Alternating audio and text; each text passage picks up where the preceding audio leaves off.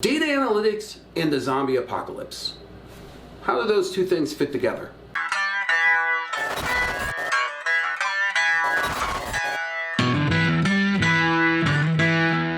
You know, I'm a huge Walking Dead fan.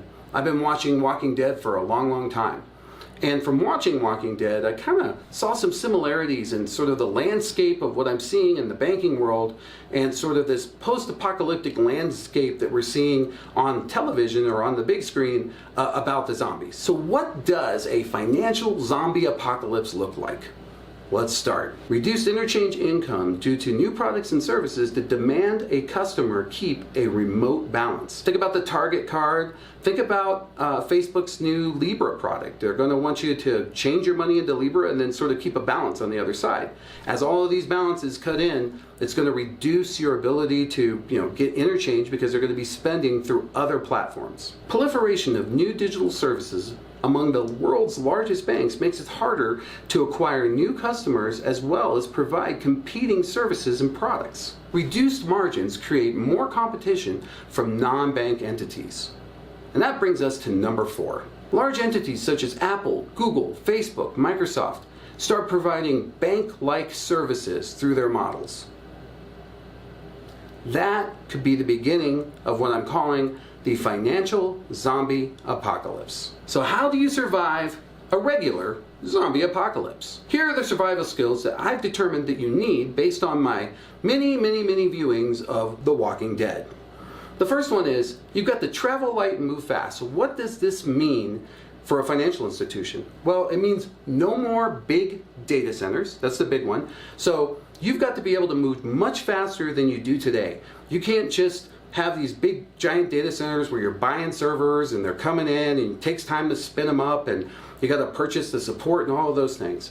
You need to be agile. You got to move quick. And that means cloud services. That means moving your data services, your features, your products to the cloud. Another place where you can travel light is your footprint.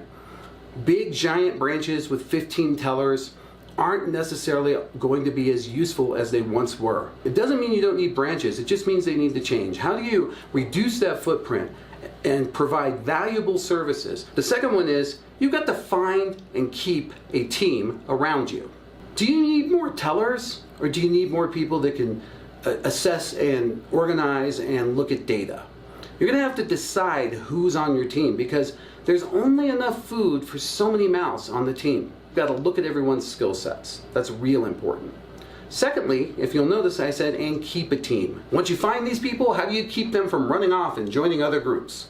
Well, that means you're going to have to make sure their compensation, you're going to have to make sure their benefits are good, they're valuable, and maybe even give them other reasons to stay. Loyalty, alignment with your cause, alignment with your organization's philosophy, alignment with who you are as a culture. How did Rick keep his team on The Walking Dead? Man, he was a great leader. People wanted to follow him anywhere. And since they were willing to follow him, he was able to bring that team together. But Rick also brought resources. He fed those people. He protected them. He took care of them. You're going to have to do the same thing with your team. The third one is, you've got to make a little go a long way. How will you stretch your resources when you can no longer afford to throw manpower at every problem? And that means you can't hire any more FTEs, or you can't just throw manpower at loans or HELOCs or even indirect car loans. How will you survive? How will you take those people that you do have, those FTEs, those resources, and make them be 3x, 4x more effective, more efficient? How will you augment what they can do and make them better? And then, how will you measure it? How will you know for sure that you're achieving those goals? How will you know for sure that you're making a little go a long way? Are you willing to go look at every department and every position and make sure that they're bringing value in this new world? Number 4 is, you have to arm yourself because people are coming to get you and your stuff and your team.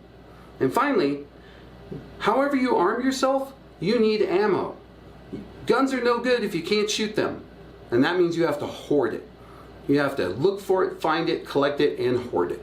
Rick carries around this ginormous, gun. I don't know much about guns, but it's a large gun.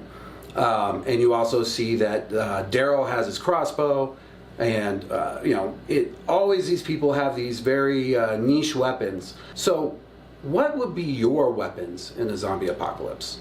Well, I would submit to you that your first and most important weapon is going to be your digital services. My name's John Best. I'm the CEO of Best Innovation Group. I'm the author of Breaking Digital Gridlock. If you like this data analytics in the zombie apocalypse sort of motif here, there's an entire chapter on the book about it. You can find that at BreakingDigitalGridlock.com or Amazon or anywhere that you buy books. And thanks for listening. This has been a FinTech Minute. See you next week.